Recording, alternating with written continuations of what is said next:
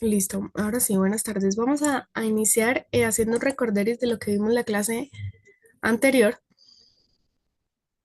y pues cuáles eran los puntos específicos que tenían que ustedes pues tratar en el taller. Entonces vimos elementos y moléculas importantes para la biología, ese fue el tema de la clase pasada. Entonces, ¿qué era un átomo? ¿Qué era un elemento? El primer punto era consultar la tabla periódica e identificar qué elementos conocían de la tabla periódica. Entonces, en la tabla periódica hay más o menos 118 elementos químicos. Ustedes tenían que mirar cuál de ellos conocen. Por ejemplo, el hidrógeno. El hidrógeno lo conocemos eh, por pues, el uso o la asimilación de la molécula de agua, que es H2O.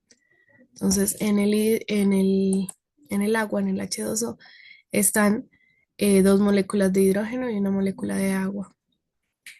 Eh, También conocemos mucho el oxígeno. Otro ejemplo podría ser eso. El oxígeno, este elemento es muy conocido debido a que pues, está presente en un 21% en la capa de la atmósfera y pues es el componente principal de nuestra respiración. Entonces, de esa manera era que yo quería que pues resolvieran el taller. ¿Listo? Vamos a ir, bueno, también les hablé un poquito de, esta sería la molécula de H2O, H2O. Entonces, dos moléculas de hidrógeno, un átomo de oxígeno. Vimos carbohidratos, que son los carbohidratos, las proteínas, los aminoácidos. Y el segundo punto del taller era consulta cuántos aminoácidos existen y cómo se llama cada uno de estos aminoácidos. Entonces, no sé qué consultaron, cuántos encontraron. Un ejemplo, Ah, yo todavía no he puedo hecho el decir taller, profe. qué ejemplo de aminoácido encontró.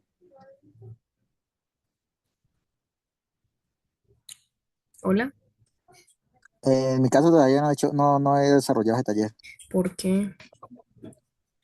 Estaba en otros talleres, ese me ha pasado y los tengo, pero no los he hecho todavía. Ah, bueno, ok. Tienen que irlos resolviendo clase con clase para que después no les queden lagunas en el conocimiento, ¿no? Porque la idea es que cada clase, pues, si tienen dudas, me pregunten.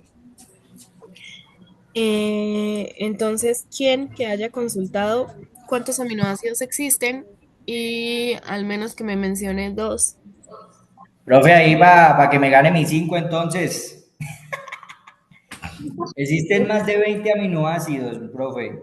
Están caracterizados, yo lo tengo aquí en 4 grupos. Aminoácidos no pares, aminoácidos polares sin carga, aminoácidos polares con carga positiva y aminoácidos con carga negativa. Ajá, bien. Uno de los no pares, alamina se llama uno, Alanina, valina sí, de valina, los no pares, de los polares sin carga, serina, sí. trenina. ¿Me está escuchando, profe? Sí, señor. Ahora uno de los aminoácidos polares con carga positiva, lisina, arginina. Ahora otro de los aminoácidos polares con carga negativa, hay dos, ácido aspartico, ácido glutánico. Glutámico, ajá, muy bien, excelente, sí. La idea es, Ahí, pues ya sí, gané realmente todo. existen más de 20, pero pues nosotros pues los asociamos alrededor de 20 aminoácidos que son importantes para la forma, bueno, para todas las funciones celulares y pues del cuerpo. Ayudan a construir, también a reparar los tejidos, los músculos y todos los órganos. Entonces, muchos de estos, ajá, participan en eh, la producción de proteínas, las fuentes de energía y existen pues los que conocemos así más parcialmente son los aminoácidos esenciales y los no esenciales. Entonces, en esenciales tenemos ejemplos como la valina, que tú lo mencionaste, otros como la histidina, metionina, lisina, y entre los no esenciales la glicina, la serina, la triosina. Entonces son varios. La idea es que ustedes los puedan consultar y mirar cómo intervienen en las funciones metabólicas de nuestro cuerpo. Seguíamos en la clase anterior con los lípidos que son todas estas reservas de grasa que tiene nuestro cuerpo. También hablamos de los ácidos nucleicos y entre los ácidos nucleicos pues mencionábamos a estos dos importantes que le dan vida a nuestro organismo, a nuestro ser. Entonces es el ADN, que es el ácido desoxirribonucleico, y el ácido ribonucleico, que es el ARN. Estas son las dos grandes moléculas que contienen información genética que nos permiten heredar.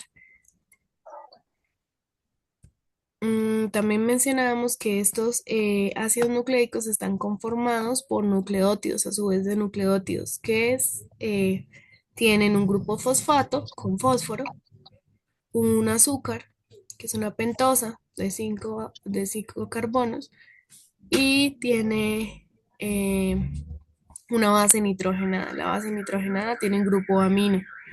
Existen dos tipos de bases nitrogenadas, que son las purinas de doble anillo y las pirimidinas, que tienen un solo anillo. Todas tienen grupo amino.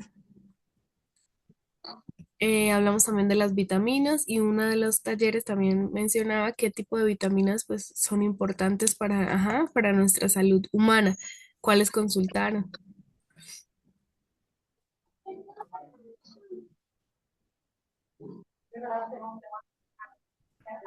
Por ejemplo, la vitamina D. ¿Para qué sirve la vitamina D?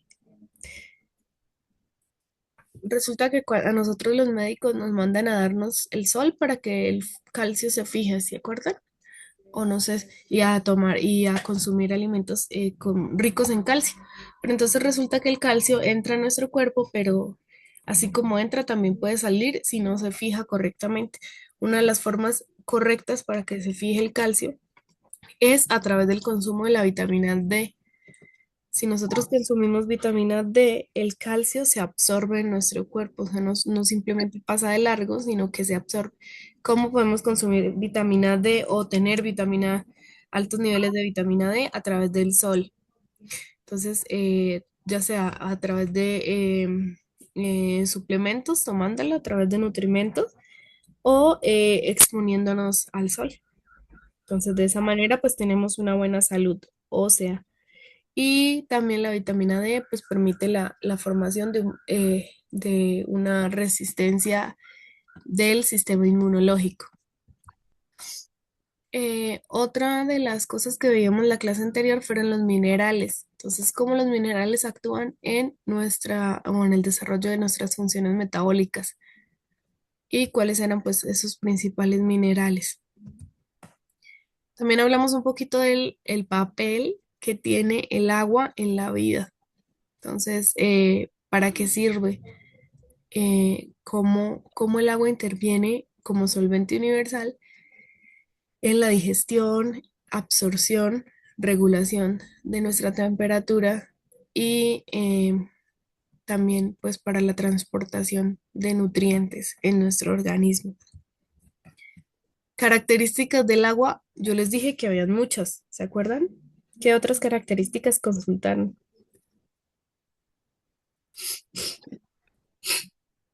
Yo les dije que em, que no tenía color, que no tenía olor, que no tenía sabor, esa era una, que era solvente universal, pero entonces pues tenían que consultar más características, que tenía una densidad inusual, es decir, que a medida que se solidificaba, la densidad iba disminuyendo. También les comenté lo de la tensión superficial. La tensión superficial de algunos insectos, o bueno, que tienen la capacidad de caminar sobre el agua es gracias a a que las moléculas de agua se atraen fuertemente y crean una capa eh, tensa que les permite soportar un poco de peso. Y ellos caminan así sobre el agua o se ven como nadando sobre el agua, pero en la superficie. El alto punto de fusión y de ebullición, entonces se congela a 0 grados centígrados y eh, hierve o ebulle a 100 grados centígrados. 7 características más del agua era la pregunta. Entonces, ¿qué otras colocaron? Por ejemplo, los estados. ¿En qué estado se encuentra el agua principalmente? En estado sólido, acá está, sólido, líquido y gaseoso. Esa es otra característica del agua. Otra. Profe, ahí de lo que yo me averiguo aquí dice conductividad eléctrica, Ajá, calor específico. exacto. La conductividad eléctrica tiene que ver con que el agua puede conducir la electricidad pues a través de los iones que se disuelven. No sé si ustedes han escuchado de, por ejemplo, los electrolitos y eso del suero, por ejemplo.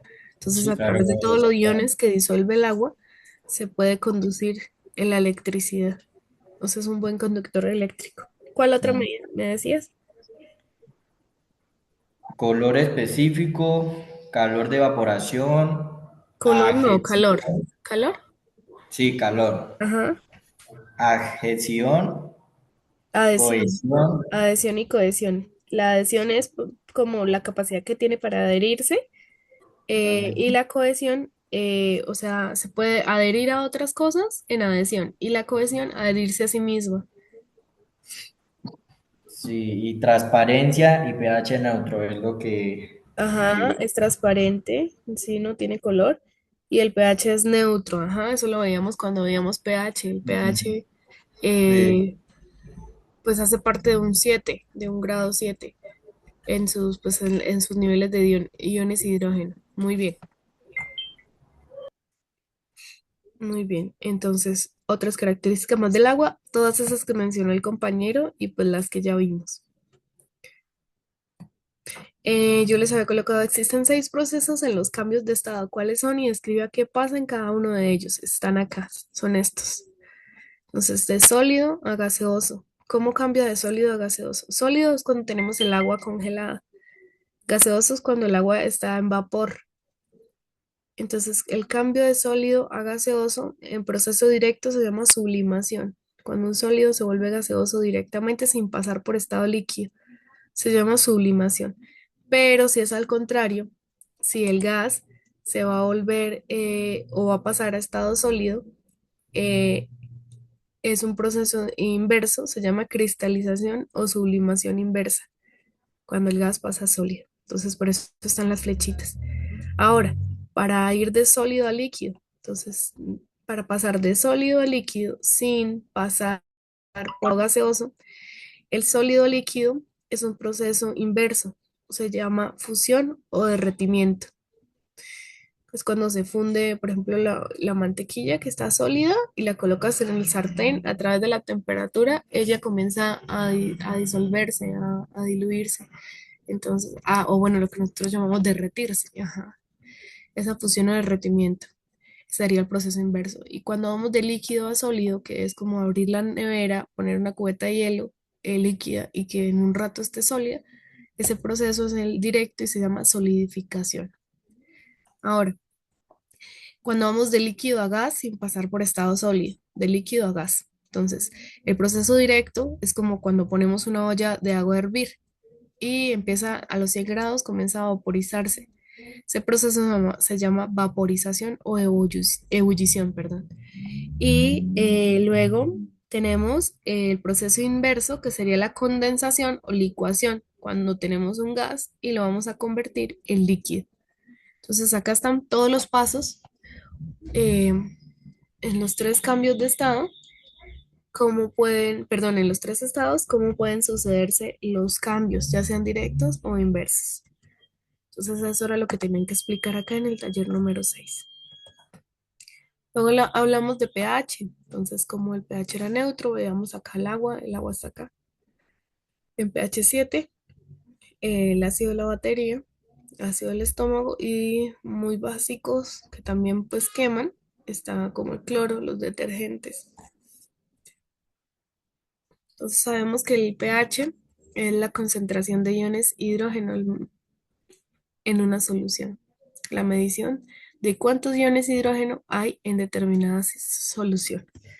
Entonces, por favor, les pregunto, ¿qué colocaron acá? Decía, ¿cuál de las siguientes opciones menciona estos líquidos de menos básico a más básico?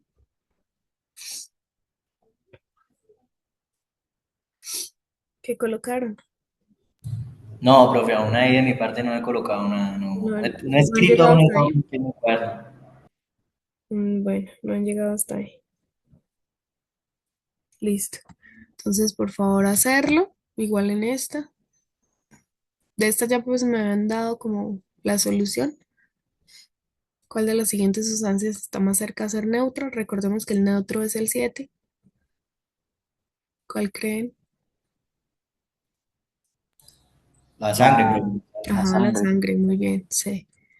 Un científico analiza el agua en un estanque local y encuentra que tiene un pH de 7,9.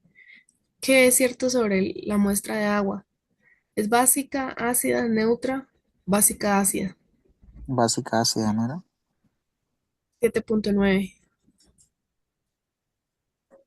7,9, Ujú, neutra. ujú. Está sobre el neutro, que sería el 7, y puede tender a ser un poquito básica, pero sí, necesariamente está sobre el 7, es decir, estaría neutra. Y pues la pregunta que yo les dije que hoy me tenían que compartir un poquito es sobre qué sucede al mezclar vinagre con bicarbonato. De eso vamos a hablar antes de iniciar pues, con el tema de hoy. Entonces, el vinagre es un ácido, el bicarbonato es una base, es una sal básica. Entonces, ¿quién consultó o quién quiere hacer alguna intervención? Pero yo estuve viendo videos porque para Ajá. hacerlo no tengo los implementos, pero Ah, pero eso ustedes hacía, de niños no lo hicieron nunca, por ejemplo, ya creo que tengo acá una imagen. ¿Y qué decían los videos? no, pues en el video solamente lo que observé pues era que se creaban gases Ajá, y hacían ebullición, un pero gas. no, Ajá. Es lo mismo que ah, cuando claro, nosotros tomamos estas pastillas, creo que se llaman Alka-Seltzer, que son sí, efervescentes, en un sí, vaso de agua. Sucede lo mismo, hay una efervescencia. Esta efervescencia permite que la solución libere, bueno, ahora sí vamos a iniciar con la clase número 3. Entonces, acá les puse la imagen. El vinagre es un ácido, el bicarbonato de sodio es una sal, una base. ¿Listo? Entonces, este es un experimento que hacen mucho en los colegios, sobre todo pues, para los primeros grados, los grados iniciales, ya que no tienen pues no tiene ninguna reacción fuerte o extrema. Entonces, al mezclar vinagre que está en la parte de abajo de la botella y en un globo que esté contenido con bicarbonato de sodio, en el momento en el que se levanta el globo y comienza a descender el bicarbonato de sodio y se mezcla con el vinagre, se crea una reacción. Esta reacción comienza a efervecer así como en esta imagen, a botar burbujitas. Eso es efervecer y suena así como, tss, bueno, algo así. Entonces resulta que esta efervescencia está liberando dióxido de carbono y también acetato de sodio y agua. ¿Listo? Entonces, esta reacción hace que se neutralice. Entonces, el vinagre es ácido, el bicarbonato de sodio es base, ellos se neutralizan. Y pues ya la solución al cabo de un tiempo, cuando se acaba, eh, cuando ya se ha mezclado, se ha diluido todo el bicarbonato de sodio en el vinagre, ya llega a un límite, la reacción llega a un punto K, en donde ya no, pues ya no va a efervecer más y queda así tranquilita. Entonces en ese momento ya se ha neutralizado la reacción. ¿Alguien más averiguó algo más de esto?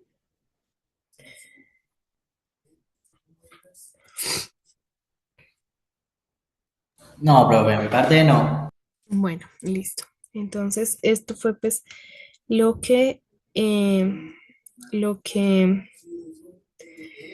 tenían que averiguar. Y pues mi pregunta inicial era, ¿por qué la usan tanto para la limpieza? Es una solución neutra, ¿Sí? Ustedes han visto, ¿no? Límpielo con vinagre Con y vinagre. bicarbonato. O a veces incluso cuando estamos enfermos nos mandan a hacer gárgaras con vinagre y bicarbonato. Pero entonces, pues mi pregunta es, pues motivarlos a ustedes a pensar por qué mezclar un ácido con una base, o sea, una solución neutra, va a permitirnos, pues, tener tantos beneficios. Por ejemplo, la limpieza. Entonces, pues desde ahí quiero que lo analicen ustedes. ¿Listo? Ok. ¿Alguien tiene algo que anexar?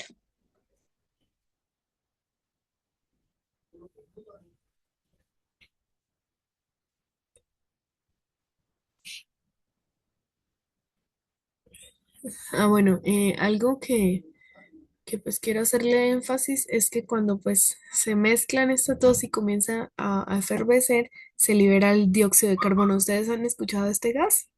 El CO2. El CO2 es uno de los gases pues más importantes o se llaman gases de efecto invernadero más importantes. Son los que constituyen pues al calentamiento global y a todo lo que conlleva el cambio climático. Está pues muy presente en la atmósfera y en pues en todo lo que está en el ambiente. Este dióxido de carbono es el que nosotros expulsamos cuando exhalamos. Entonces, cuando inhalamos, tomamos oxígeno, solo el oxígeno, el O2. Y cuando exhalamos, ya la conversión de la respiración, producimos CO2.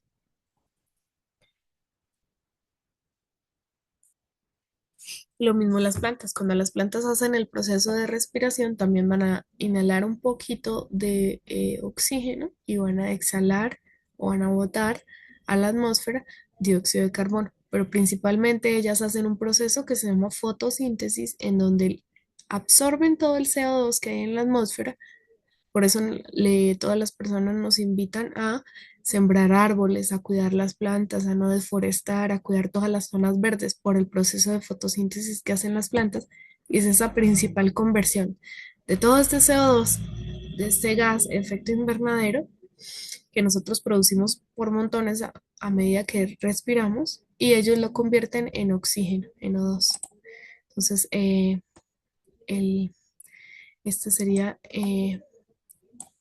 O2 sería lo que nosotros tomamos, inspiramos, y CO2, que es el dióxido de carbono, es lo que nosotros exhalamos. Listo. Entonces, ahora sí, vamos a continuar. Listo. Entonces, vamos a comenzar hablando un poquito. Nos quedan 7 minutos para que se venza esta primera parte de la grabación. Y les voy a hablar que existió hace muchos años, pues bueno, la biología surgió realmente a raíz de la filosofía. Entonces, ¿qué es la filosofía? Para ustedes, ¿qué es la filosofía? Entonces, no sé si ustedes recuerden que alguna vez salió o se popularizó un poco el libro este eh, el de la filosofía, amor a la filosofía. Entonces resulta que ahí se hablaba de qué es la filosofía y cómo podemos hacer parte el proceso de filosofar a nuestra vida diaria. Entonces, anteriormente, pues, bueno, en los inicios del mundo, los pensadores comenzaron sobre todo allá en Grecia, comenzaron a hablar del pensamiento crítico pensado a través de, pues, la existencia, el conocimiento, la moral, la belleza, la mente y el lenguaje para potencializar este pensamiento y tratar como de, de como razonar de una manera más crítica, más importante, basándonos en estándares de evidencia. Entonces de eso se trató allí pues el movimiento de la filosofía en el tiempo antiguo y bueno, hasta pues, el tiempo de hoy, solo que ahora es más sistemático. Entonces de ahí surge muchas de las ciencias que hoy existen. En este caso, pues la biología, las ciencias naturales también surgieron de allí. Todas tenemos como esa base o esa parte históricamente filosófica y etimológica. Y eso es, pues la filosofía significa ese amor a la sabiduría. Entonces nos hablaban de pronto en algún momento de nuestra historia que al filosofar nosotros estamos pensando. Entonces se trata pues del razonamiento. En este caso, cuando les voy a hablar un poquito acerca de la historia de la célula, necesariamente tenemos que comenzar a remontarnos hacia los primeros científicos que existieron en la historia, que comenzaron a observar la vida, bueno, observar todas las cosas desde un punto de vista más crítico, más funcional, que les sirviera más, un poquito tratando de hacerlo más sistemático. Entonces comenzaron pequeñas observaciones como Zacharias Janssen en 1600, que con un mini microscopio ahí, él era una persona que hacía lentes, que estudiaba los lentes y comerciaba con ellos. Y pues trató como de hacer un catalejo, como una lupa un poquito organizada con sus lentes, en donde comenzó a observar unos animálculos. Entonces, observaba junto con Anton van Leeuwenhoek, que ya fue un poquito más adelante, en 1674, que era, pues él era estudiador de telas. Él tenía pues su almacén de telas y pues le gustaba en su momento tener las mejores telas, los mejores acabados. Entonces él también creó un aparato, un sistema que le permitía pues ser más detallista en estos patrones de las telas. Junto a estos y muchos más inventos así prehistóricos, comenzaron a hacerse las primeras observaciones de los que hoy conocemos como células, que en ese primer momento, en esa primera historia, fueron llamados animálculos, o esas primeras, esos primeros individuos que fueron observados, organismos que fueron observados a través de las lentillas de un microscopio primitivo. Robert Hooke fue el primero en asociar el término célula, ¿sí? Al tratar de observar y ver que eran como casillas, como celdillas en un tejido muy similares, él las comparó a las habitaciones de los monjes. Posteriormente, después de muchas de las indagaciones, se dieron cuenta que no todo existía por generación espontánea, sino que la generación espontánea, eso de que decían de que de un organismo de un momento a otro, pum, produce más o de la nada se produce todo, esto dejó de ser tan cierto y tan verídico al momento en el que comenzaron a detenerse y a observar un poquito más como racionalmente qué estaba pasando. Existieron dos señores, Theodor Swan en 1839 y Matthias Sleiden en 1838. Este último estudiaba los vegetales y Theodor estudiaba animales.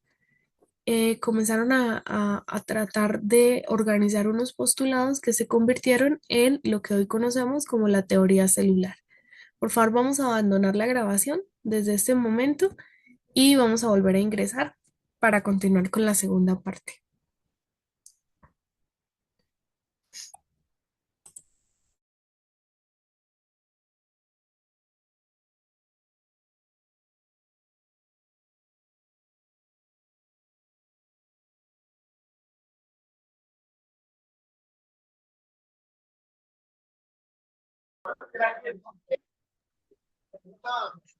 Listo, chicos, continuamos. Entonces, les hablaba un poquito acerca de la historia de la célula, cómo eh, tuvo que, por favor, silencio el micrófono.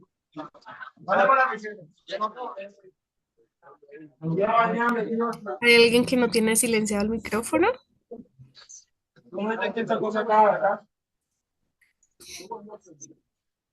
Ey, ¿dónde están los rastreadores? Oye, tú no viste. ¿Quién cogió esa caja que estaba ahí? Ey, ¿no viste quién cogió esa caja que estaba ahí? No, no viste.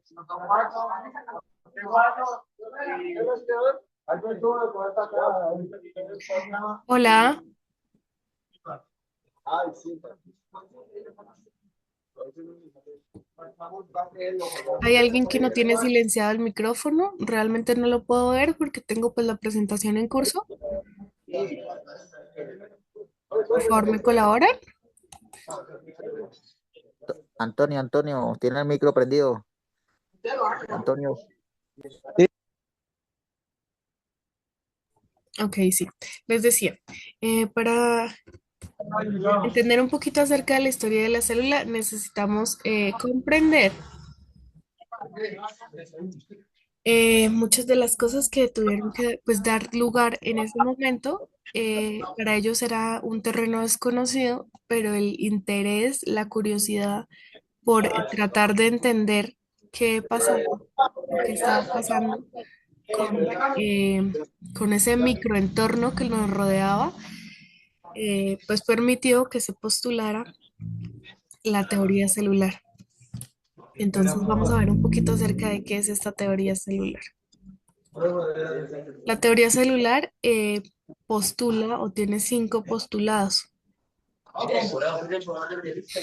El primero es que todos los seres vivos están formados por células.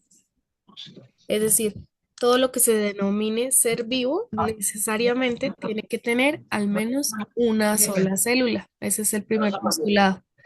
El segundo es que la célula es la unidad estructural y funcional de todos los seres vivos.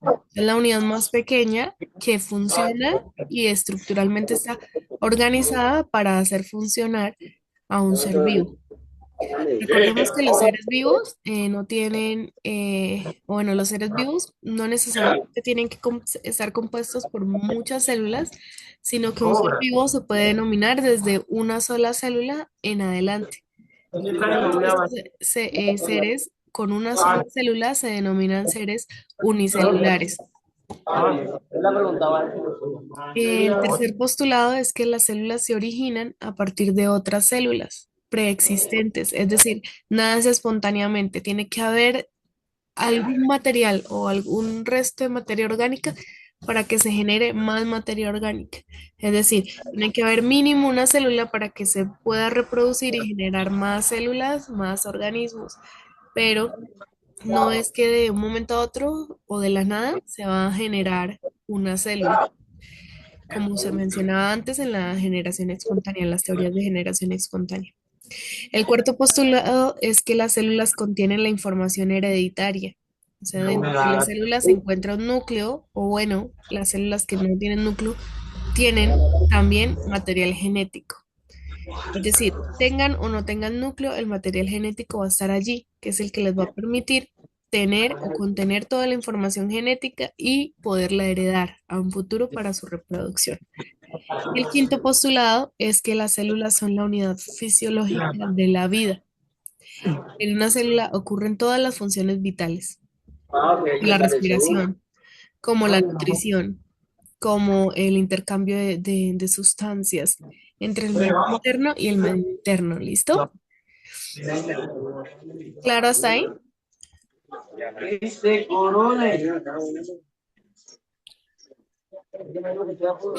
Si alguien conoce a esta persona que tiene el micrófono activo, le puede escribir por interno, por favor, que lo desactive. Profe, la verdad no se entendió por qué, porque José Antonio ahí, José Antonio, apague el micrófono, José Antonio, que háblale durito, por favor, Bien, habla la profe, José Antonio. el descubrimiento de la célula y la teoría celular. Entonces, lo que les mencioné más o menos tuvo lugar a principios del siglo XVII, en donde Robert Hooke descubrió células muertas con uno de los primeros microscopios. Luego, a finales de este mismo siglo, Anton von Leeuwenhoek desarrolló un microscopio más poderoso que permitía ver las células vivas como si fueran bacterias. Entonces, esto pues a ellos les generaba mucha curiosidad, mucha intriga de qué era este otro mundo microscópico que existía y pues todavía sigue generando curiosidad que exista un mundo microscópico ante nuestros ojos y que no sea tan sencillo de ver, que necesariamente tenga que tener instrumentos especializados para poderse observar. Luego, a finales perdón, a principios del siglo XIX, Matthias Sladen y Theodor Schwann, que fueron los que crearon o partieron los principios de la teoría celular, concluyen que todos los seres vivos están hechos de células y que éstas se pueden reproducir o producir a partir de otras células. Y a mediados de este siglo, Rudolf Virchow confirmó que las células tienen que venir de células preexistentes. Entonces, que necesariamente tiene que haber más células para producir otras células tantas. Eh, Continuamos con el resumen de esta teoría. Básicamente se resumen estos tres postulados. Todos los seres vivos están formados de una o más células. Recordemos que existen seres unicelulares, o sea, organismos vivos de una sola célula, y pluri o multi, que es lo mismo, celulares, que son organismos que estamos conformados por más de dos células. Por ejemplo, nosotros tenemos muchas células. El segundo es que la célula es la unidad básica de la vida, que a partir de la célula, si consideramos que es la unidad básica de la vida, es como si tomáramos la célula como una unidad de medida para medir a los seres vivos. Entonces, a partir de ahí se genera la vida. Y el tercero es que las células nuevas surgen de otras células preexistentes. Entonces mencionábamos que para observar este mundo microscópico necesitamos de aparatos especializados como lo es un microscopio. Entonces un microscopio es un instrumento específico, especializado, que permite ampliar la capacidad óptica a través de unas lentillas y pues de haces y refracciones de luz. Entonces, estas son las partes de un microscopio. Acá está el tubo, el ocular, por donde colocamos nosotros los ojitos. Acá están los objetivos, el revólver, que es el que nos permite cambiar los objetivos. La platina, donde vamos a colocar las muestras, lo que vamos a analizar. Acá en este huequito pasa un aro de luz que es direccionado por este foco y es el que nos va a permitir observar pues, lo que estamos acá colocando en la platina. También tenemos el diafragma y el condensador que nos permiten jugar con la luz y los tornillos micro y macrométrico que nos van a permitir enfocar, movernos a mayor o menor magnitud para enfocar el objeto que estemos analizando, ya sean células, animales, vegetales u cualquier otro microorganismo. Y la base, que es pues la base, el brazo y el tubo, que es pues el armazón del microscopio. Esto es un microscopio básico, un microscopio de luz normal, de campo ocular normal. Entonces, en este primer taller vamos a dibujar un microscopio óptico de luz, el normal, y uno de electrones o uno electrónico. Y vamos a identificar las partes. Entonces, por favor, copiamos este primer taller. Ustedes van a investigar estos dos microscopios, los van a dibujar y les van a colocar las determinadas partes. Y se van a dar cuenta cuáles serían pues las coincidencias y las diferencias entre estos dos tipos de microscopios. También van a analizar cuál es mejor para hacer pues determinadas observaciones. ¿Listo? ¿Ya lo copiaron? Yo sí, ya, yo tomé pantallazo. Bien,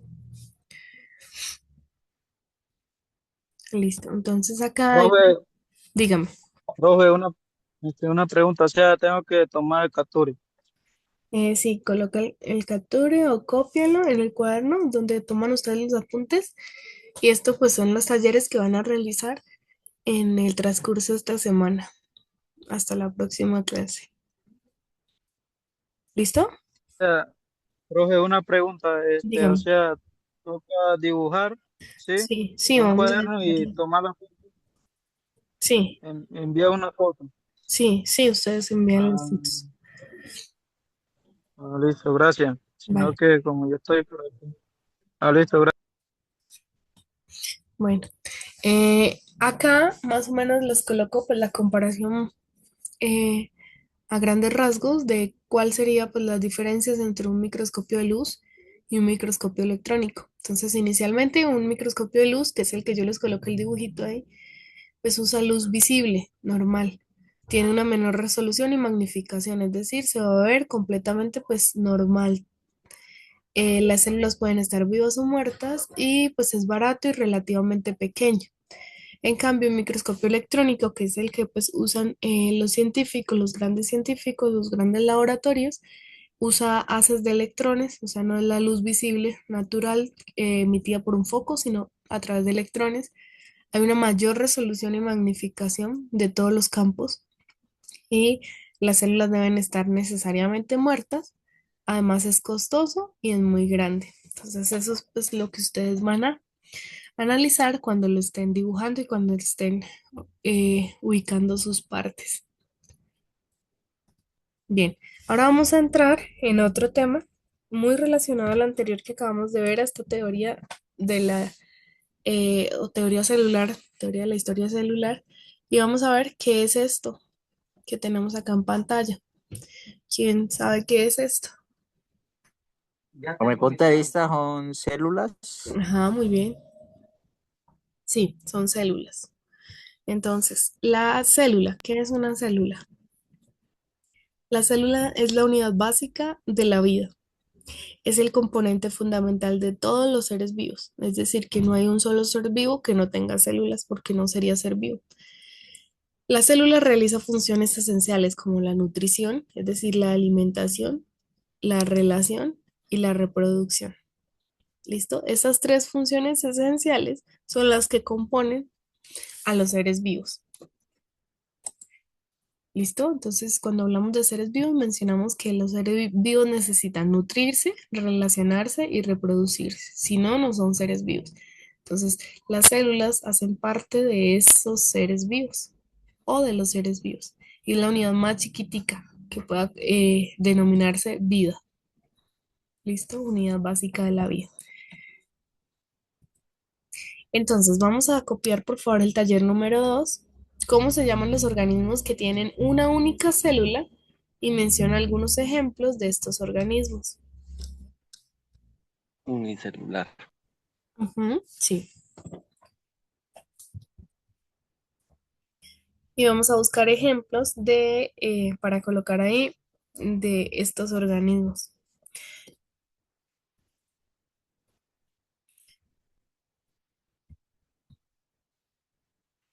¿Listo? ¿Ya copiaron? Sí, Bien, nos vamos con la siguiente. Entonces, las plantas y los animales están constituidos por un gran número de células eucariotas, mientras que muchos de los microbios, como bacterias, son células individuales. Se estima que el cuerpo adulto de un humano contiene de 10 a 100 billones de células. Entonces ya acá comenzamos a tratar el tema de las células. Entonces mencionamos dos cosas. Entonces sabemos que la célula es la unidad básica de la vida, es decir, que a partir de una célula hay vida. Ahora, existen dos tipos de células. Bueno, sí, inicialmente existen dos categorizaciones de células. Las primeras, que serían las células procariotas, las tenemos acá, que son las células de las bacterias procariotas, que significa sin núcleo. Y acá en estos dos ejemplos tenemos las células eucariotas, que tienen verdadero núcleo. Entonces esa sería pues inicialmente la primera clasificación. Entonces las células procariotas son las que hacen parte pues de las bacterias y de las bacterias extremófilas como las arqueobacterias. Las procariotas al no tener núcleo van a tener su ADN, mírenlo acá, disuelto en el citoplasma. Entonces una célula se compone de la siguiente manera. Por favor me prestan mucha atención. Una célula va a tener una membrana plasmática o membrana celular, que es la que va a rodear toda la célula y la va a alejar del medio exterior, que sería este, exterior, del medio interior, que sería este. ¿Listo? Entonces, esa membrana plasmática o membrana celular va a servir como una barrera para dividir a la célula, para que la célula pueda pues, tener un clima interno y un clima externo. Entonces, este es uno de los ejemplos, pues, unos de los ejemplos, no de los, perdón, de los organelos más importantes de una célula. Otro es este que está acá, que aparece de color moradito y se llama citoplasma. El citoplasma es el que le va a permitir mantener todo el medio intracelular. Ahí se van a encontrar todos los demás organelos celulares. ¿Listo? Y el citoplasma está compuesto por citosol. El citosol hace parte también del citoplasma, solo que el citosol es el líquido en donde se encuentra todos los organelos y en el citoplasma pues es relativamente todo. ¿Listo? Y pues en las células procariotas no existe pues núcleo verdadero, sino que todo va a estar ahí disuelto. Estos punticos que vemos acá son los ribosomas, son los que van a permitir la transcripción y traducción de proteínas para las funciones celulares. ¿Listo? Entonces, esos serían pues, los puntos básicos, los organelos básicos de las células procariotas. Ahora al pasar a las células eucariotas, así muy explicado por encimita, tenemos muchas células eucariotas. Entonces existen muchas células eucariotas. Las células eucariotas sí tienen verdadero núcleo, es decir, hay un núcleo que contiene la información genética de él llamada ADN. Este fue el ácido nucleico que vimos la clase pasada, ADN. Entonces, en el núcleo, en el ADN, va a existir toda esta información que se va a heredar a futuro en las reproducciones. ¿Listo? Bien, entonces las células eucariotas pueden ser de dos tipos. Están las células vegetales, que serían estas, de las plantas, y están las células animales, que serían estas, las de los animales, incluyéndonos nosotros porque somos también animales. ¿Bien? O estamos dentro de ese clado de los animales. Bien, las células animales en nuestro organismo se diferencian, es decir, existen células de cartílago, células adiposas, células nerviosas, células óseas, células sanguíneas, células epiteliales, células musculares, células secretoras y muchas otras más, las que ustedes quieran. También en las plantas, las células no todas hacen lo mismo. Entonces hay unas células que se van a encargar, o bueno, hay unas células que van a estar en la raíz, hay unas células que van a estar en el tallo, hay unas células que van a estar en las ramas, en las hojas, en las flores, en los frutos. Entonces son células que se van diferenciando dependiendo de en dónde se vayan a encontrar o cuál sea pues su función principal. Entonces partimos de que la célula es la estructura más pequeña que puede considerarse viva y que puede realizar todas las funciones vitales. Entre las funciones vitales teníamos que la nutrición es necesaria o se cuenta como una función vital, ya que gracias a esta procesamos nutrientes para obtener la energía. Hay un órgano especializado que se encarga de este procesamiento y obtención de nutrientes en la célula. ¿Quién me dice cómo se llama? ¿Cómo la pregunta, bro? Ahí existe un organelo que se encarga de la nutrición en la célula. Es el que se encarga de obtener, procesar nutrientes y que a través de él se obtiene la energía. ¿Cómo se llama ese organelo? Ah, no, no. El núcleo, no. Casi, la mitocondria. La mitocondria pues se encarga, es como esa central energética.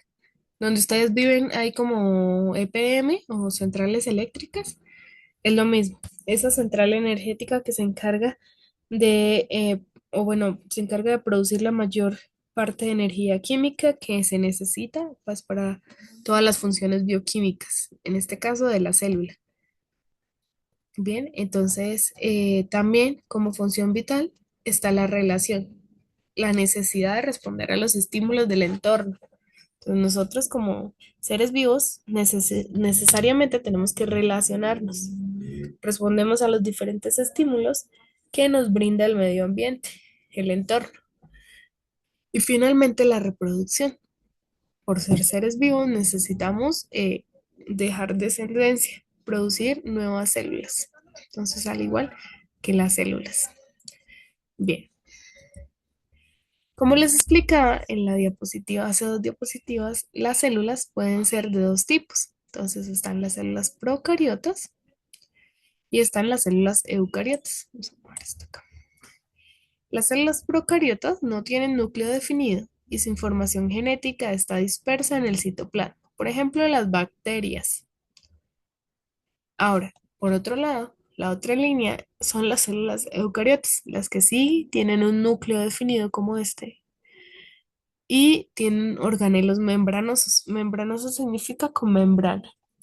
Por ejemplo, las células animales y las células vegetales. Entre estas dos células se encuentran todos los demás seres vivos. Entonces yo les pregunto, ¿las bacterias son seres vivos, sí o no? Las bacterias, Sí. sí. No, profe. Bueno, pero tienen un núcleo definido, pero son, pues, a mi punto de vista sí, porque se están moviendo, ¿no? Son vivas, Ajá. solamente que no tienen núcleo definido. Depende, Bueno, por ahí dicen que se mueven y por lo tanto están vivas. Bien. ¿Quién más dice? ¿Tú por qué dices que no? o sea, depende, Dime. porque hay células que, ¿cómo fue la pregunta? ¿Qué si las bacterias están vivas? ¿Sí o no?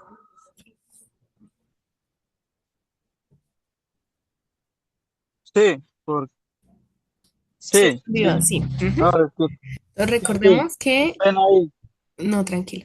Recordemos que una célula necesariamente es como el punto de origen o la magnitud de medida para medir, válgame la redundancia, un ser vivo. Es decir, que a partir de una sola célula ya se considera ser vivo. Las bacterias tienen una única célula. Bueno, y de ahí en adelante. Entonces las bacterias sí están vivas.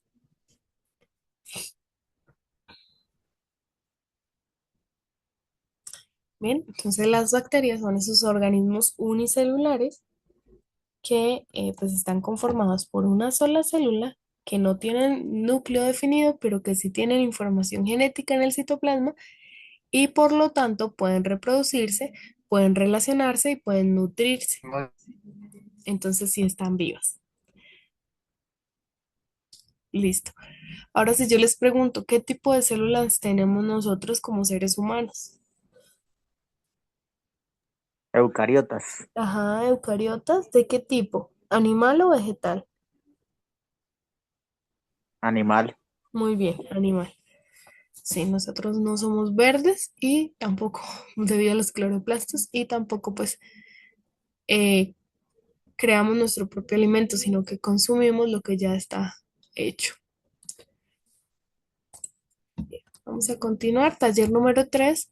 Realiza un cuadro comparativo de una célula procariota y una eucariota y escriben en qué se diferencia. ¿Cuáles son las diferencias entre las células procariotas y eucariotas? Esa sería pues la tarea.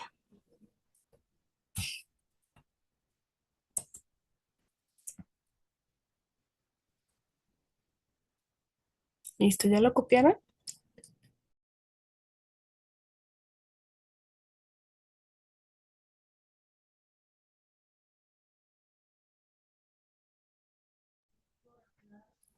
Listo, vamos a continuar. ¿Ya copiaron la actividad? Sí, profe, Ya ya. lo cogí, profe. Listo, continuamos con la otra. Entonces, en este momento, en la pantalla estamos visualizando una célula procariota. Entonces, de esta manera se observa pues una célula de una bacteria pues, en el mundo real.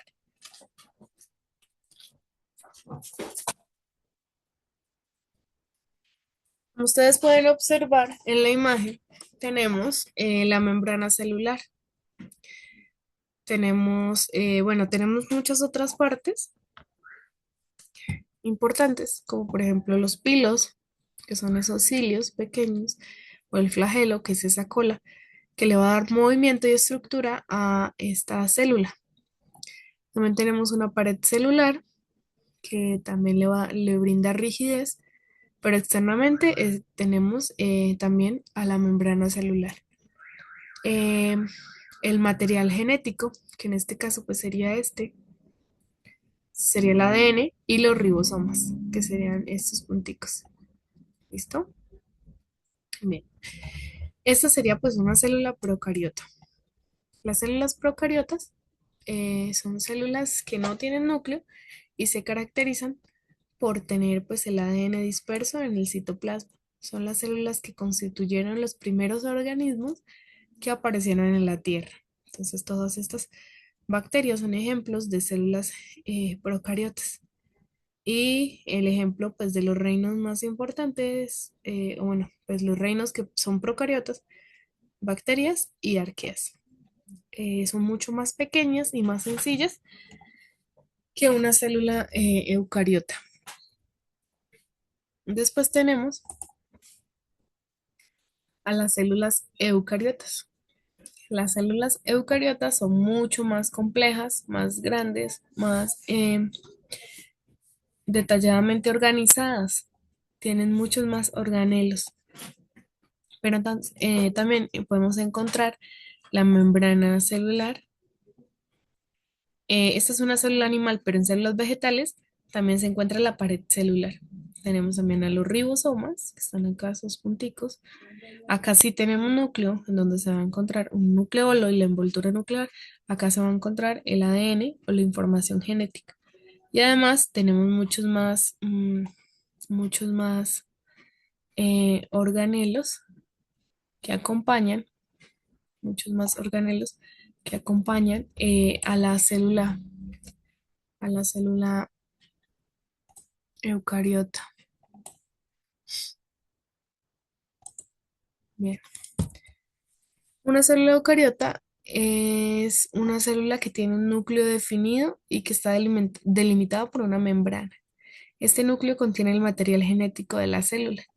Las células eucariotas son más complejas que las procariotas y son mucho más grandes. Ejemplo de reinos que tengan células eucariotas están los animales, eh, pues necesariamente el humano que debe estar dentro de los animales, las plantas, los hongos y los parásitos. Listo. ¿Quién me dice qué logra diferenciar entre estas dos imágenes? ¿Qué se puede ver en estas dos imágenes? Profe, una creo que es de vegetal, la otra pues Ujú. no sé. Sí, muy bien. Una es una célula vegetal, ¿cuál? Por ejemplo, Lado izquierdo. La verde. Ajá. sí, la verde. Y Sí, la otra yo creo que es de animal, muy o si bien. no es de animal, pues, Claro. cierto. Sí, muy bien. Es de células animales y vegetales. Ajá. En este caso, la verde, células de tejido vegetal y células de tejido animal. ¿Vistas en por qué objeto? Por el microscopio. Listo. Entonces, una célula vegetal se ve más o menos así. Está presente en todas las plantas que nosotros conocemos y tiene una pared celular, que es la que le va a brindar estructura, soporte para que ella se mantenga. Así, generalmente las células vegetales las pintan así como formaditas, como con muchos ángulos.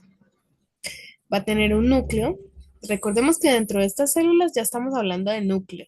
Ya las procariotas las pasamos, entonces todas estas van a tener núcleo. Va a tener una vacuola grande que va a permitir guardar toda el agua, los cloroplastos que le dan ese color verde a las plantas y permiten hacer la fotosíntesis. Va a tener el núcleo, el nucleolo, la información genética. Va a tener mitocondrias, ribosomas, lisosomas y pues también sumado a esto la membrana plasmática. Las células vegetales están presentes en todas las plantas. Por otra parte, tenemos las células animales. Las células animales están presentes en todos los animales. Las células animales contienen el núcleo, el nucleolo, la información genética dentro de acá, la membrana celular. Estas no tienen pared, pero sí tienen pues los demás organismos como mitocondrias, citoplasma, lisosomas, una vacuola no tan grande como la otra, más pequeñita, porque pues las células animales no necesitan tantas reservas de agua, y pues el citoplasma, que esto pues sería lo azul, donde se encuentran los organelos celulares. De esta manera podríamos de pronto hacer una comparación entre los organelos de las células animales y las células vegetales. Entonces vemos que las dos tienen vacuola, que las dos tienen aparato de Golgi, que solo las vegetales tienen cloroplastos, que son los que les permiten hacer fotosíntesis y le dan el color verde, que las dos tienen mitocondrias, que la mitocondria es la central eléctrica de la célula de la energía. Están los lisosomas, que son como los organelos que les permiten degradar lo que no les sirve de la célula. Están las membranas celulares, que sabemos que la célula vegetal tiene pared celular y la animal no tiene. Están los núcleos, las dos tienen núcleo y tienen pues el nucleolo, que sería como el centro del núcleo, donde se guarda el material genético. Está el citoplasma, que es todo pues el líquido, el gel que retiene todos los organelos. Está el retículo endoplasmático liso y el rugoso. El rugoso tiene ribosomas, el liso no tiene ribosomas. ¿Listo? Bien. Taller número 4. Dibuja y escribe las principales partes de una célula procariota, una célula eucariota vegetal y una célula eucariota animal. Por favor, copian el taller.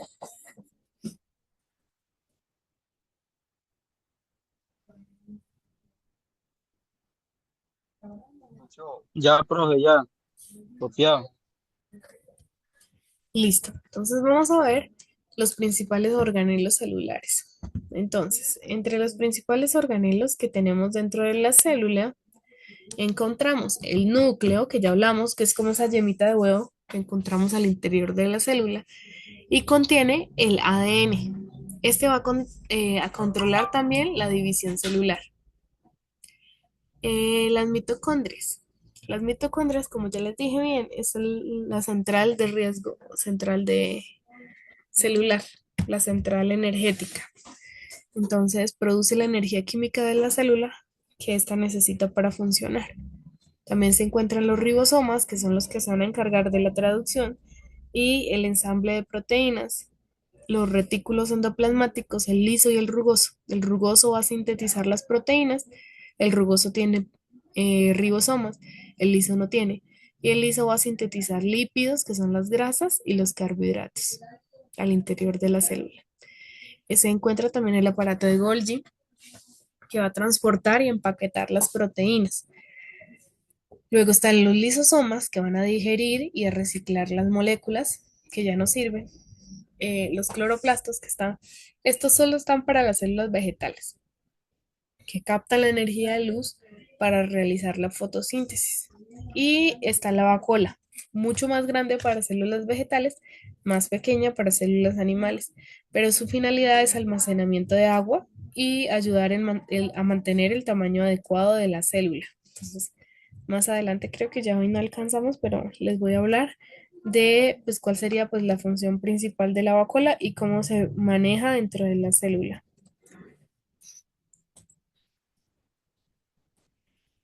Más o menos estas son las estructuras que se pueden observar en, en cada uno de los organelos celulares. Está la vacuola, es así como un saquito arriñonado. Está el lisosoma, un organelo que se encarga de lisar moléculas grandes. La mitocondria, central energética de la célula. Aparato de Golgi, un ribosoma, cloroplastos.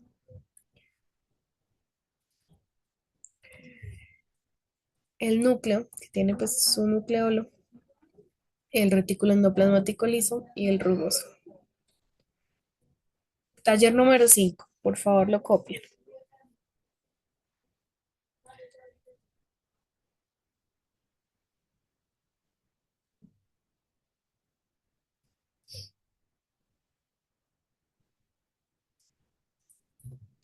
Escribe los principales organelos celulares o orgánulos celulares y sus funciones.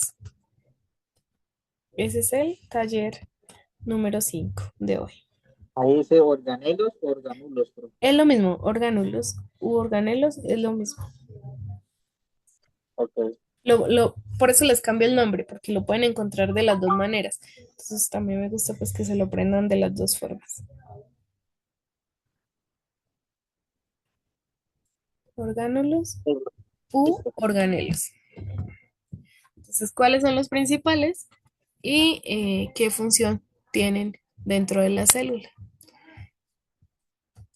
Bien, vamos a hablar un poquito de la membrana plasmática. Entonces, yo les mencioné que la membrana plasmática la tenían pues las dos células, ¿no?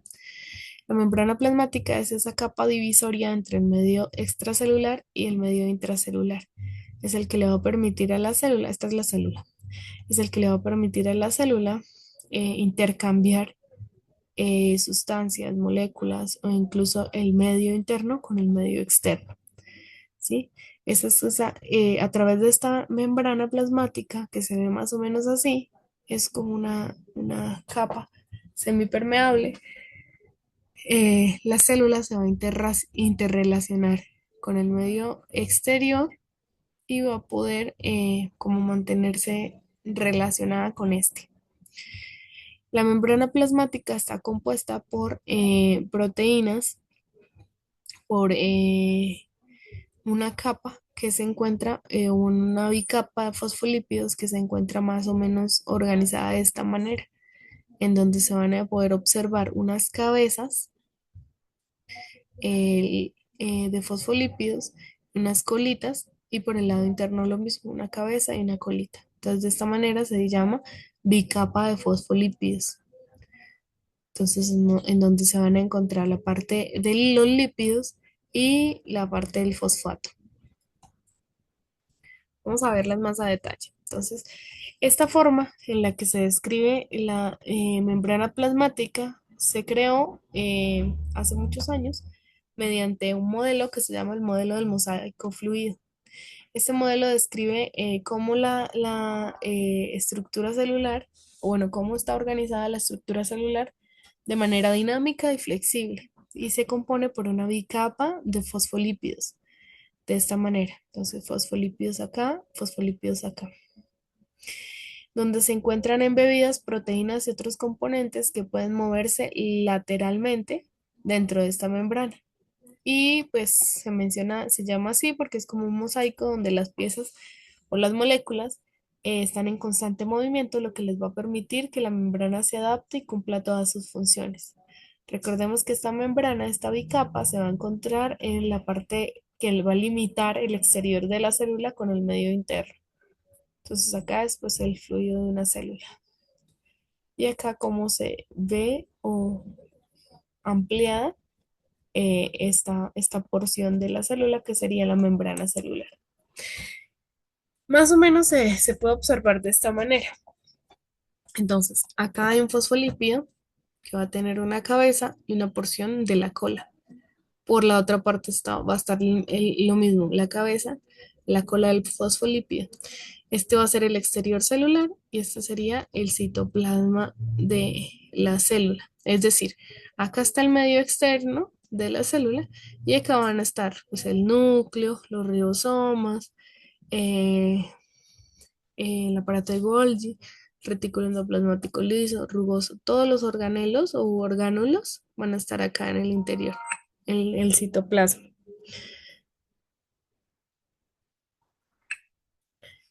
Y dentro de esta membrana celular se van a encontrar proteínas periféricas o integrales o de canal que van a permitir el paso de grandes sustancias que ya les voy a explicar más a detalle.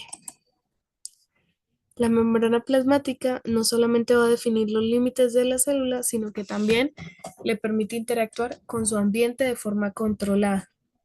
Las células deben excluir, absorber y excretar varias sustancias, todas en cantidades específicas. También deben ser capaces de comunicarse con otras células, identificando y compartiendo información entre ellas.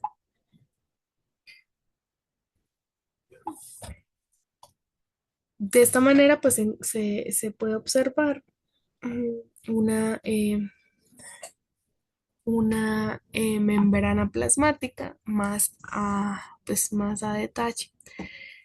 Y estas serían pues las proteínas periféricas o de canal que se encuentran atravesando esta membrana. Entonces recordemos, una membrana plasmática es una bicapa de fosfolípidos, es decir, vamos a ampliarla y se va a ver de esta manera. También van a existir glicoproteínas, glicolípidos, colesterol. Ay, se me perdió. Y pues acá va a estar todo lo que es el citoplasma, es acá el medio externo de la célula, la capa de fosfolípidos. Ahora vamos a ver eh, qué es exactamente un fosfolípido. Un sos- eh, y cómo pues cuáles son exactamente pues los componentes de esta bicapa lipídica. ¿Listo? Entonces, la estructura de membrana, la estructura de la membrana plasmática inicialmente se caracteriza por un fosfolípido. Los fosfolípidos son lípidos anfipáticos que forman la base de las membranas celulares, actuando como una bicapa que separa el exterior de la célula en el interior. Dos colas tiene o posee dos colas de ácidos grasos y una cabeza con un grupo fosfato. Las membranas biológicas usualmente pues, tienen dos capas de fosfolípidos con sus colas hacia adentro y que sería el arreglo llamado bicapa de fosfolípidos. Se ve más o menos de esta manera. Este sería un fosfolípido. Esta sería la cabeza, tiene un grupo fosfato y un glicerol y estas serían las colas. Las cabezas son hidrofílicas, es decir, a esta región le gusta el agua, o sea, es amena con el agua, se llama pues región hidrofílica que ama el agua. Y la cola hidrofóbica es una región que se repele con el agua, es decir, que odia el agua. Y debido a pues, su parte lípida, que son los ácidos grasos no polares y se compone de ácido graso saturado y ácido graso insaturado. Esa sería pues ampliada como sería el fosfolípido. También contiene la membrana el colesterol, otro lípido. Recordémonos que los lípidos son todas las grasas, compuesto de cuatro anillos de carbono que se fusionan y se encuentran junto a los fosfolípidos en el interior de la membrana. Además se encuentran proteínas. Las proteínas permiten el traspaso de sustancias.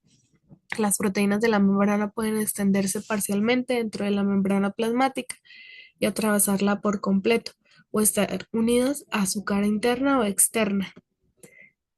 Y finalmente las glicoproteínas o glicolípidos.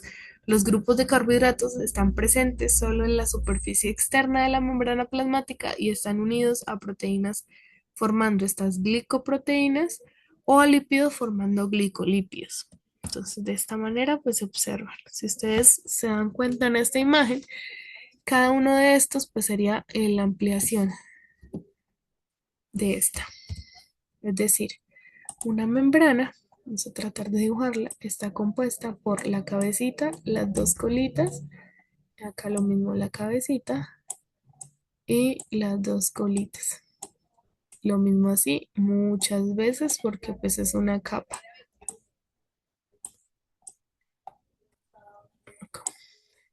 Las colitas hidrofóbicas y las cabecitas hidrofílicas. ¿Listo? Y esa sería pues la membrana plasmática. A través de ellas existen unas proteínas que son las que van a permitir la entrada y salida de sustancias. Eso sería el medio externo, esto sería el medio interno o el citoplasma. ¿Listo? ¿Hasta ahí vamos claros? Sí, Más profe. o menos, un poquito enredado, Sí, porque porque las células se que no ¿cómo se llama le, eso? no le entiendo. Porque en las células se divide, bueno, en la célula está la, ¿cómo es? La membrana.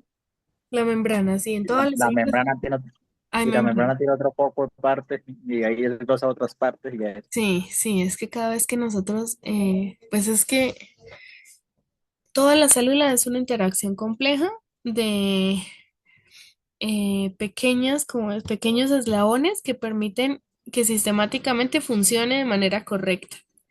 Es decir, que a medida que vamos ampliando cada uno de estos eslabones, pues vamos entendiendo como un mundo diferente.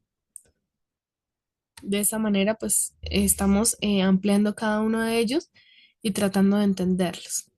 Pero sí, para poder entender cómo es el funcionamiento, cómo es el paso del, de los elementos y las moléculas en la membrana, necesitamos pues necesariamente entender cómo funciona.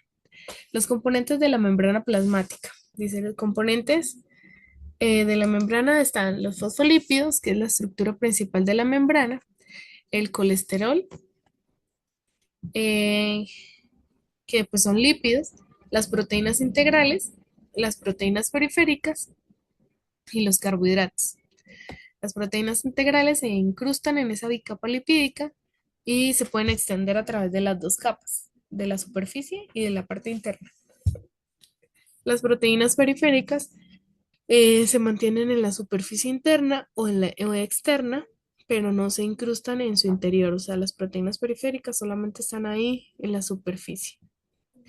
Y los carbohidratos son unidos a proteínas o lípidos en la superficie extracelular de la membrana y pueden formar glicoproteínas o glicolípidos.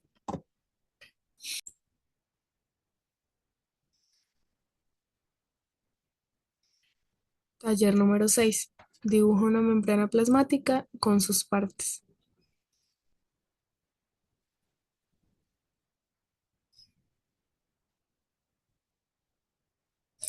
¿Listo?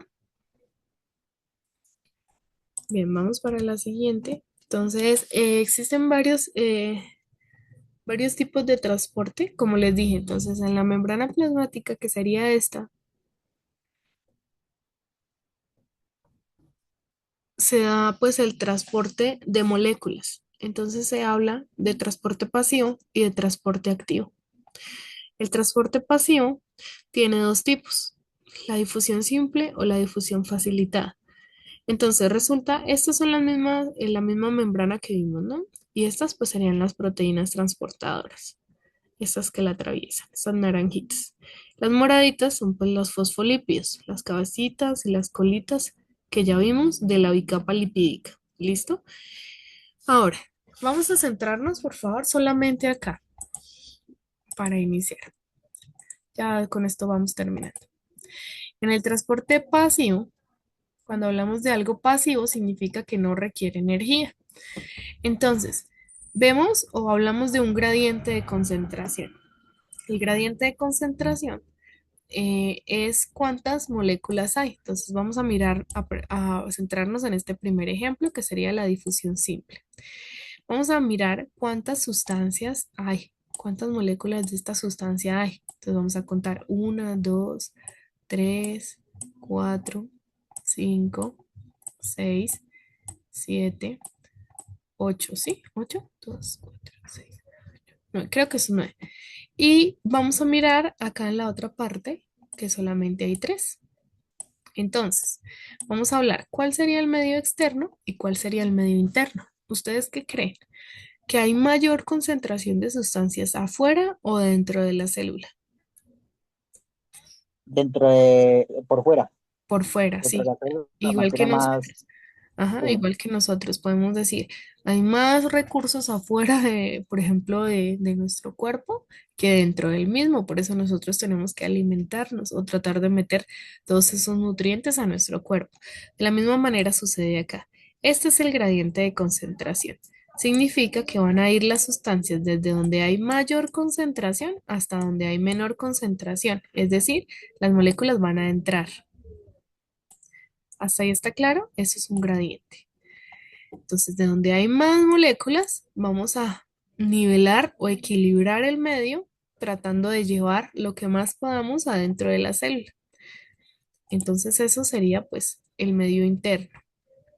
¿Listo? Entonces acá sería el citoplasma y acá sería el medio externo. ¿Listo? Hasta ahí vamos claros. Esa es la difusión simple. Cuando las moléculas, hay muchas moléculas afuera de la célula y van a comenzar a pasar, a ir pasando. Son pequeñas, son moléculas pequeñas que pueden ir pasando a través de la membrana lipídica, que es semipermeable y selectiva, para dejar pasar algunas cosas y otras no. ¿Listo? Ese sería el primer tipo de transporte pasivo, difusión simple. Vamos a ir al segundo. La difusión facilitada pasa lo mismo, solo que en la difusión simple las moléculas son muy pequeñitas y pueden pasar solitas, no necesitan un intermediario. En la difusión facilitada se llama facilitada porque sí necesitan unas proteínas, las vemos acá. Estas proteínas transportadoras son necesarias para que ciertas moléculas o sustancias pasen. Si no están ellas presentes, a veces no pueden pasar. Entonces, por ejemplo, miramos acá los cuadritos. Entonces, supongamos que acá hay 3, 6, 8, 7 cuadritos y acá solamente hay 2 cuadritos. Entonces, hay más, nuevamente en el medio externo hay más que en el medio interno. En el medio interno solamente hay 2. Pero estas, como son mucho más grandes, más pesadas, son diferentes a estas azulitas, entonces necesitan a estas señoritas que se llaman proteínas transportadoras para que ingresen. Entonces van a ir desde donde hay mayor concentración hasta donde hay menor concentración de la misma manera. Entonces van a ir ingresando. ¿Listo? Se mueven a través del gradiente de concentración. Lo mismo pasa acá. Estas ya no son cuadritos, sino son triangulitos. Estas sustancias también necesitan otro tipo de proteína que se llama proteína de canal. Esta necesita una proteína transportadora, esta necesita proteína de canal. Estas proteínas de canal son selectivas, van a dejar pasar solamente lo que ellas quieren dejar pasar, que en este caso pues serían estas sustancias. ¿Listo? Y van a ir desde donde hay más hasta donde hay menos. Nuevamente vamos a ingresar estas sustancias a la célula. ¿Listo? Ese sería el transporte pasivo, desde donde hay más hasta donde hay menos. Eso es transporte pasivo. Ahora vamos al otro tipo. Vamos a cambiar el color. Vamos a ir a transporte activo. El transporte activo requiere algo que se llama ATP. ATP. Con esto terminamos. El ATP es la molécula de energía que necesita la célula. Y vamos a ver que acá hay mayor concentración de estas crucecitas y acá hay menor concentración de estas crucecitas. Como vamos a requerir energía, no vamos a hacer un transporte pasivo, sino un transporte activo.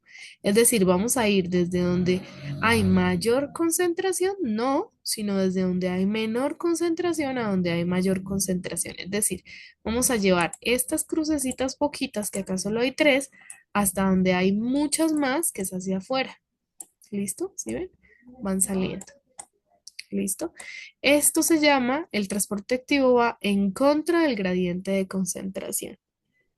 En contra del gradiente de concentración. Entonces acá había baja concentración de sustancias, acá había alta concentración de sustancias y vamos a ir. Entonces este sería, ¿cuál sería el medio interno y cuál sería el medio externo?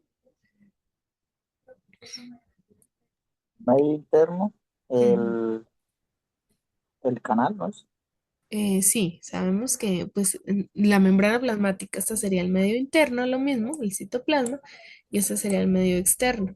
Solo que en este caso vamos a utilizar esta bombita de energía, que es ATP, y vamos a ir en contra del gradiente, no donde hay más a donde hay menos, sino donde hay menos hacia donde hay más, como si las estuviéramos sacando. ¿Listo?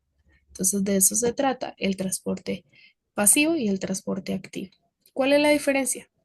Simplemente que en el transporte pasivo no requerimos energía y vamos a ir a favor del gradiente, desde donde hay menos, más, perdón, hacia donde hay menos. Y en el transporte activo necesitamos energía y vamos a ir en contra del gradiente, desde donde hay menos hasta donde hay más. Listo.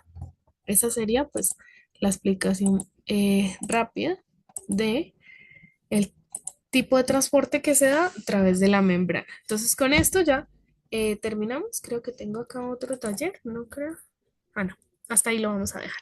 Entonces, terminamos. Por favor, no se les olvide realizar los puntos del taller. Si tienen dudas, preguntas, sugerencias, por favor, vuelvan y vean el video de la clase de hoy.